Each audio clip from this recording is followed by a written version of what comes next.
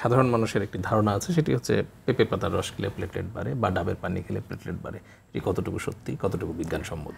আসলে ফুড হ্যাবিটের সাথে সম্পর্ক আছে, যেটি আমরা বলছি যে আমরা অনেক রোগী পাই, অন্তত প্রতিদিন বেশ কিছু রোগী আসে যাদের মাইল্ড থ্রম্বোসাইটোপেনিয়া, কোনো কারণ নেই, শুধু ফুড হিস্ট্রিতে দেখা যায় যে তারা দীর্ঘদিন ধরে সরিষার তেলে রান্না করা খাবার খাচ্ছেন।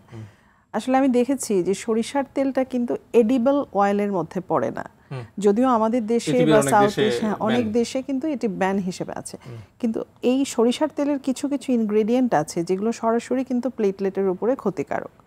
তো সেই রোগীদেরকে কিন্তু আমরা প্লেটলেট বেড়ে গেছে যদি আমরা তেলটা চেঞ্জ করেছি শুধুমাত্র। পেঁপে পাতার সাথে যে কথাটা বললেন এটা আসলে প্রচলিত কথা, এটির কোনো সায়েন্টিফিক ব্যাখ্যা নেই, যে কারণে পেঁপে পাতার রস খেলে প্লেটলেট বাড়বে বলে এমন কোনো তথ্য আমরা দিতে পারি না রোগীদের, কিন্তু রোগীরা ইনভ্যারিয়েবলি এটি খেয়ে থাকেন বিভিন্ন সময়। ডেঙ্গু হলে তো আরো কথাই নেই, ডেঙ্গু হলে, এবং ডেঙ্গুর একটা মজার ব্যাপার হচ্ছে ডেঙ্গুতে যে প্লেটলেট কাউন্ট কমে যায় 5 to 10% ডেঙ্গু পেশেন্টের কিন্তু পরবর্তীতে আইটিপি ডেভেলপ করে যায়। হ্যাঁ, সো ডেঙ্গুর পেশেন্টদের ইউজুয়ালি প্লেটলেট একটা নির্দিষ্ট সময় কমে আবার বেড়েও যায়, কিন্তু যাদের প্লেটলেট পারসিস্টেন্টলি কমতে থাকবে তখন কিন্তু এটা আইটিপি, এবং ডেঙ্গু হেমারেজিক ফিভার থেকেই আইটিপিটা হওয়ার সম্ভাবনা বেশি। তো এটাও অনেক সময় হয়ে থাকে, তো সেই ক্ষেত্রে কিন্তু তখন তাকে আইটিপি ট্রিটমেন্ট দিতে হয়।